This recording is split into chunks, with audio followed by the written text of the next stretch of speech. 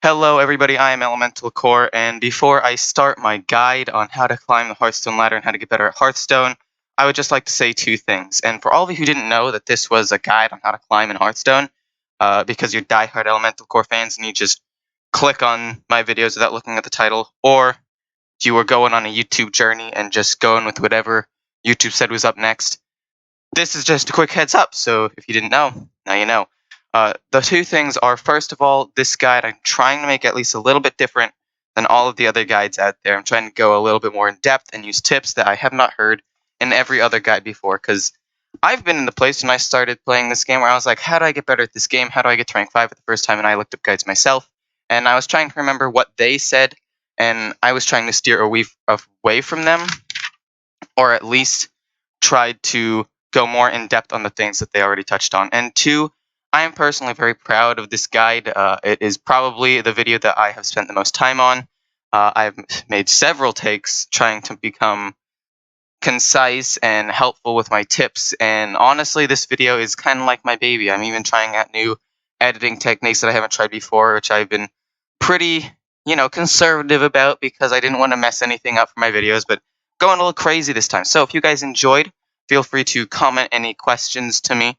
If you guys didn't enjoy, feel free to comment why you didn't enjoy it. And if you enjoyed it, also don't forget to like and subscribe and potentially even share this video to anybody else you think will find this useful, because honestly, I just want this video to be as successful as possible because this is the video I've spent the most time on. So I hope you all enjoy. These tips are things that I'll use, and I hope you guys can use them and get to rank 5 or whatever goal you guys want to get to. So the first tip, which you have all probably heard before, is using just one deck. Now, I know that all of you are probably saying, Elemental Core, what are you doing? You're starting off with the most generic tip. Well, I'm going to go into the reasons why it works and potentially other things you can do if you want to try out more decks, because some people out there who want to climb also want to have the experience of variety, and I feel like you can have both. I know you can have both. So if you're going to play one deck, the reason why I think that is most successful is because you can learn the matchups into every single other, like you can learn all the matchups. And by learning all of the matchups with a specific deck, you know how to play in each thing, you know the patterns other people use, you knew what cards you need to play around, and you just learn all of these things for one specific deck. Like say the deck I'm playing right now is even Warlock. And you know that if you play against a rogue, a lot of the 2 health minions are going to be killed by the weapons. So what you do is you play some of the weaker minions first, and you don't necessarily play the Flame Imp right off the bat so it gets killed. You play a 2/1 Librarian so you can draw cards, so that way you can protect it with like a Serenite Chain Gang or a Voidwalker or something like that.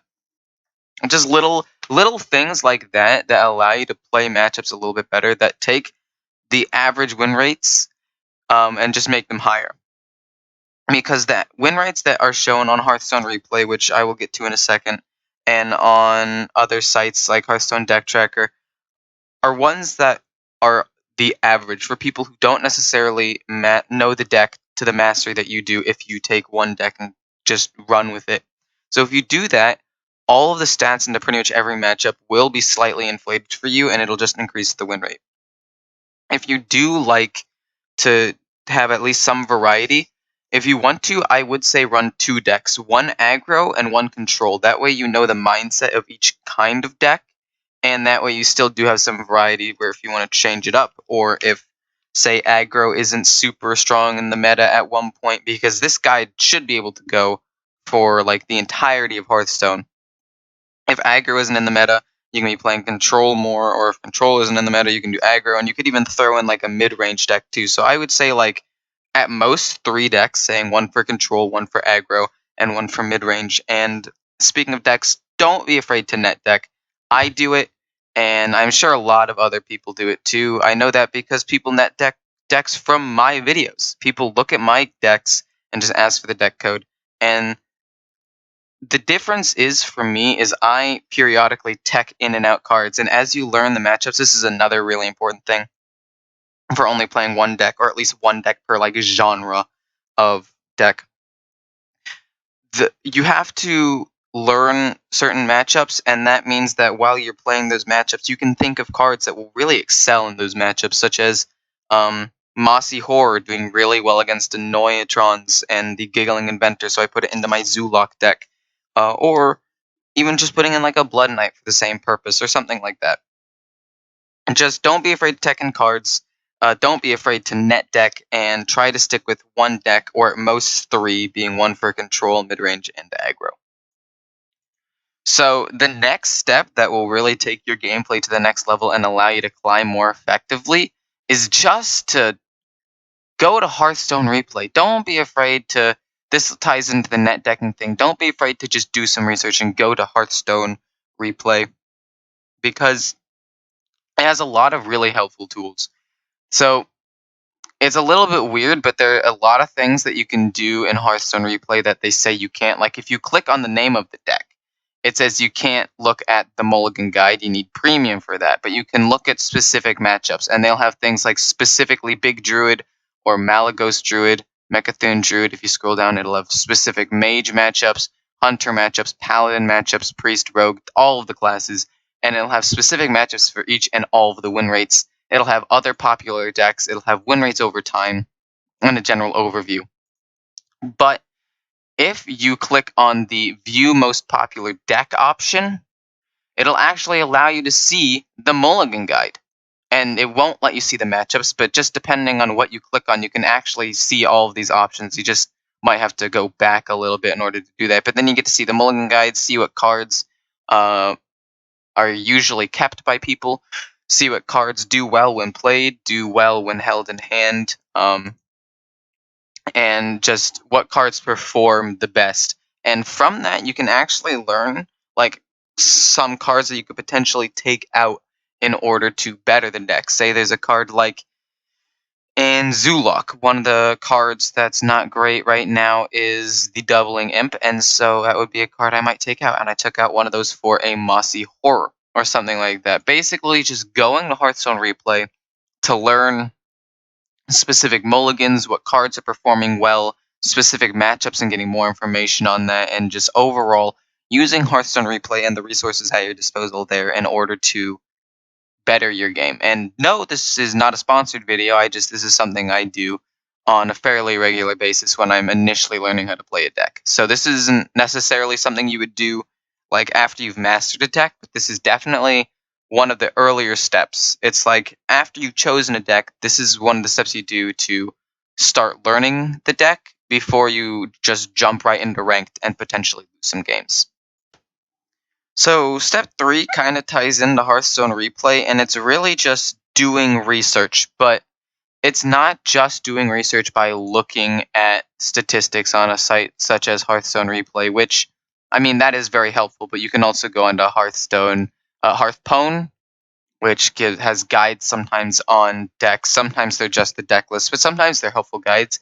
You can go to Icy Veins, which gives you just general tips. You can go to Tempo Storm. You could watch my videos on how to play certain decks, not doing any advertising. Okay, I'm doing some advertising here, but or anybody, really. You don't have to necessarily just watch my videos just because you're watching my video right now, although I would recommend it, because if you like the content that you're getting right now, I try to stay pretty consistent with all of this throughout all of my content and try to be as informative as possible. But you could watch pretty much anybody who is at a high rank, and I consider high rank to be anything like 5 and better. And you could watch gameplay from these people to learn specific matchups. Like when I said that for step 1, you want to learn all of the matchups for each deck that you choose to play. If you choose to play one deck, you want to know all the matchups. You can watch other people play these decks so you can learn the matchup and what's going on in these good players' minds. So that way, you don't have to make the mistakes that they make on your own. You can be like, oh, that guy played right into Defile, and then that guy in this situation is me. I play into Defile too many times, but not important. You could be like, oh, this guy was playing against an even Warlock and played everything as if he was playing against another Zoolock, and just played mindlessly and played right into Defile. So what I'm going to do as a player watching him and trying to get better is try to focus more on that in that specific matchup. Or, oh, this player decided to hang on to this card and not unload everything onto the board. Why did he do that? Let's see, he had a Flame Imp in his hand, and the cards on the board were like a Kobold Librarian with 1 health and like a Happy Ghoul with 3 health. Why didn't he play the 2 health minion? Oh, because if he played it, it would either A, play right into Defile, or B, just get immediately removed by Hellfire. So you can definitely just research and watch videos and do stuff like that in order to help better yourself without having to make mistakes for yourself. Let other people make mistakes for you. A wise man once said, smart people learn from their own mistakes, but the really smart people learn from other people's mistakes. So just do that. Let me be the fool that you guys learn from. So this next tip is really just using Hearthstone Deck Tracker or a similar service. No, this video is not sponsored. In order for its just basic functionalities or its stat keeping. So it has a lot of helpful features, from keeping track of your own deck so you know what's left in your deck, keeping track of your opponent's deck to know what kind of deck they're playing, or to remember if they've used certain kind of removals on you already, and it helps you keep track of when a person drew certain cards. Like if they had a card in their hand since turn 3, which it'll tell you because underneath each of the cards in the opponent's hand, it'll have a little number. You can be like, okay, they had this card in their hand since turn 3. It's probably their bomb card, and I need to win before they're able to play that because they have their win condition. It also has a turn timer, which relieves stress because sometimes when the rope shows up, you're like, oh, I've got to rush my turn. And the turn timer is sometimes helpful to just ease that a little bit, but that function isn't super needed. The function I want to talk the most about, though, is the personal stat keeping, and that is because if you're playing into a matchup that you should be losing and you're winning, you can take a closer look at those games and be like, what am I doing that's helping me win these matchups? And if I'm doing this, can this help me in other matchups to increase my win rate elsewhere? Or if you teched in a card and your win rate increased, you can be like, okay, well, this Mossy Whore definitely increased my win rate against decks that used Giggling Inventor, which used to be a really bad matchup for me and now aren't as bad. Or if you're doing bad into a matchup you should be doing well against, you can be like, oh, so what I shouldn't be doing is trading in this situation. I should be going face, or vice versa. I shouldn't go face. I should be trading because I could get punished for doing the opposite play. And really, if you optimize your play, because Hearthstone Deck Tracker also has replays rather than you figuring this out during a live game, it allows you to better your play and climb faster because you now know what you're doing wrong in certain matchups and what you're doing right in others. So the next tip that I'm giving you is something that's applicable to everyday life and something I heard from a video a long time ago, and that is practice doesn't actually make perfect. Perfect practice makes perfect. If you play a lot of Hearthstone and you say that it's practicing, but you're making misplays in every game, that's not going to help you. In fact, that's going to be detrimental because it'll be enforcing negative habits like playing into removal and just making misplays over and over and over again. What you want to do is you want to make sure that you're playing correctly so that you have those better plays become more natural to you. And honestly, perfect practice is applicable in every single situation. You don't want to be shooting a ball like Alonzo Ball in basketball. You want to have the correct form. You want to shoot more like Curry, and you want to analyze his form. It's the same thing in Hearthstone. You want to make sure that the plays you're making are correct, because if you play into a removal, okay, you can make that misplay once, you learn from your mistake, and you move on. You don't want to keep making that mistake and call it practice when you're learning nothing. You want to make a mistake and then learn from that mistake to better your play. Also, on top of that, where practice just comes in handy just by playing games, is learning patterns from your opponent, because your opponent's like a druid. Turn 5, every single time it's a nourish. Every single time. Like, even if they have Giggling Inventor, they'll still nourish unless you have game on board. So if you don't have game on board, assume that they're going to nourish on turn 5. And little things like that. Or against a Warlock, if they have coin, be prepared for a turn 3 8/8 Mountain Giant. Just things like that, and then it'll allow you to adjust your mulligans or your play style in order to play against them better. And then that links into perfect practice better. You can learn specific things that you need to mulligan and play around into certain matchups, and it's just extremely helpful for you to practice perfectly because it'll allow you to have these better plays become second nature to you rather than enforcing bad habits.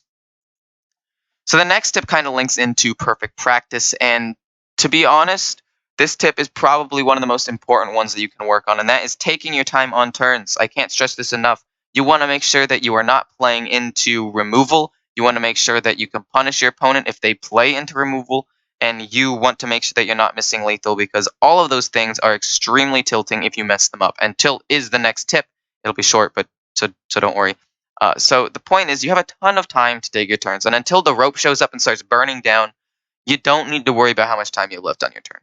You can just take your sweet old time and make sure that you're not misplaying, because it's better to have a higher win percentage but have games take 2-ish minutes longer on average to make sure you're making no misplays than it is to lose 10% more of your games but crank them out faster, because honestly, cranking them out will make you more tilted. You'll probably lose more games in total and not climb as fast, and to be quite honest, that's just something you want to avoid. And some, little anecdotes for this are, if you're playing as a warlock and the opponent has a 1-2-3 health minion and it's turn 4, you want to defile and then play a minion or life tap rather than mindlessly hellfire because you like its turn 4, because that hellfire could come in handy later as opposed to a defile, especially if you're playing against like a tempo mage or a hunter deck where 3 health minions are fairly common.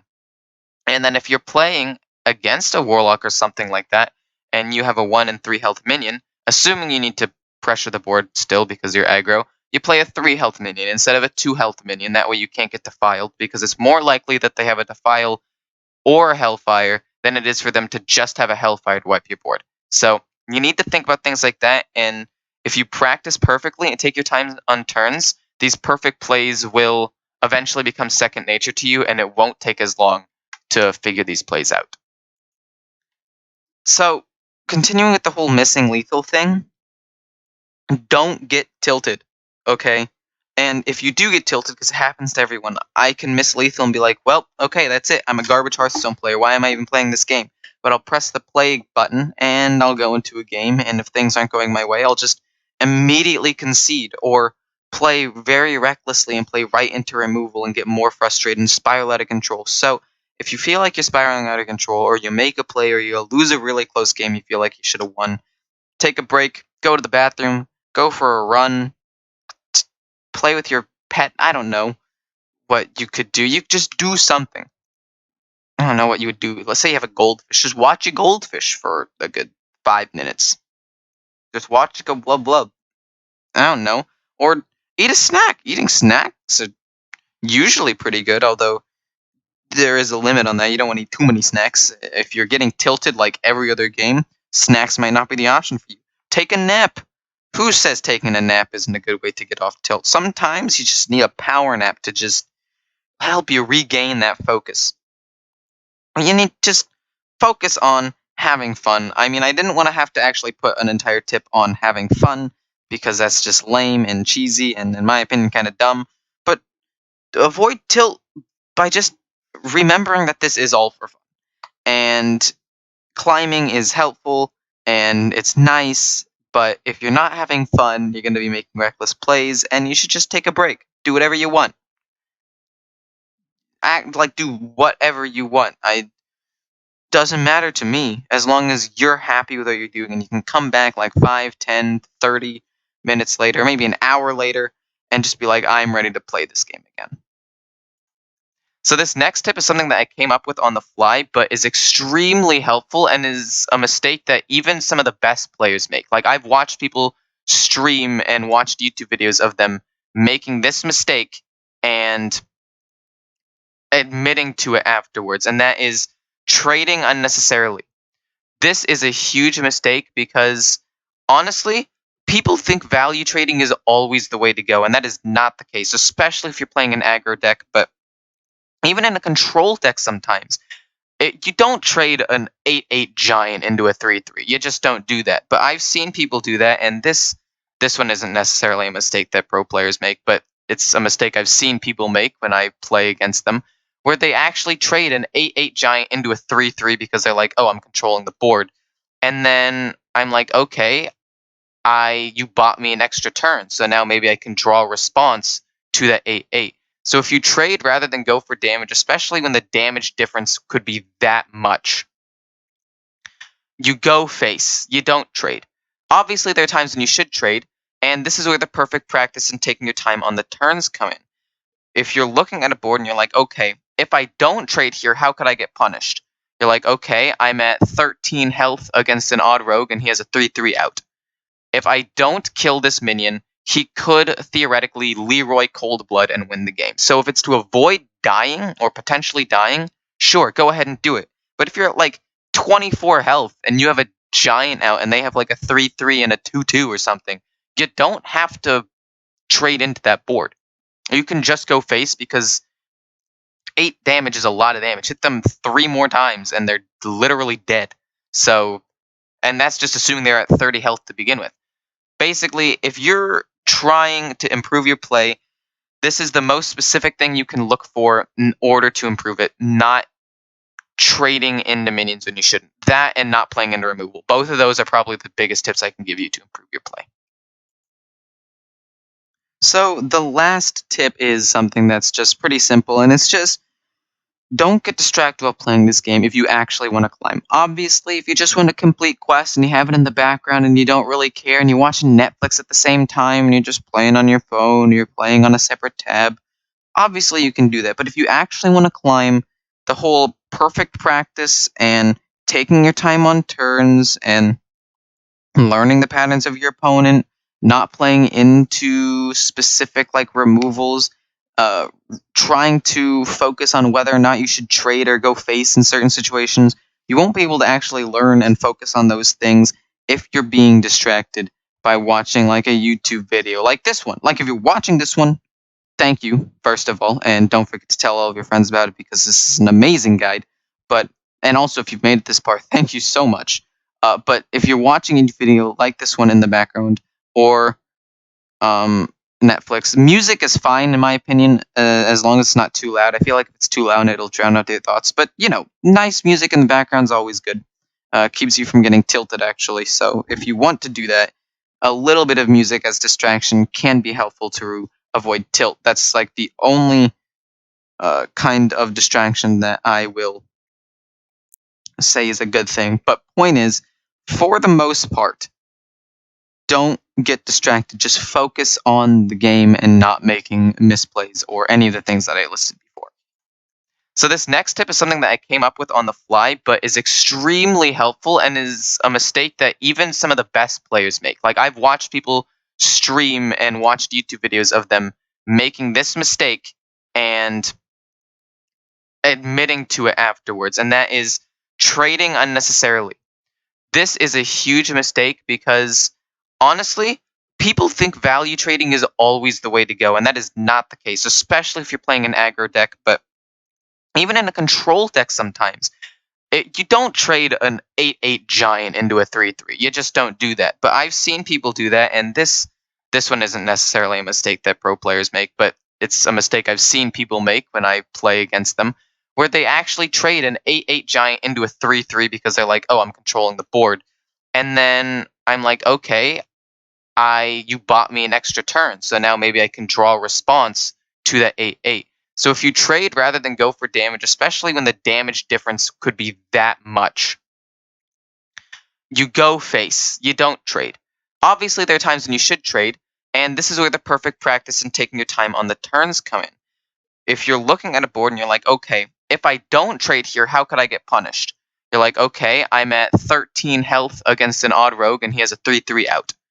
If I don't kill this minion, he could theoretically Leroy Cold Blood and win the game. So if it's to avoid dying or potentially dying, sure, go ahead and do it. But if you're at like 24 health and you have a giant out and they have like a 3/3 and a 2/2 or something, you don't have to trade into that board. You can just go face because 8 damage is a lot of damage. Hit them 3 more times and they're literally dead. So, and that's just assuming they're at 30 health to begin with. Basically, if you're trying to improve your play, this is the most specific thing you can look for in order to improve it, not trading into minions when you shouldn't. That and not playing into removal. Both of those are probably the biggest tips I can give you to improve your play.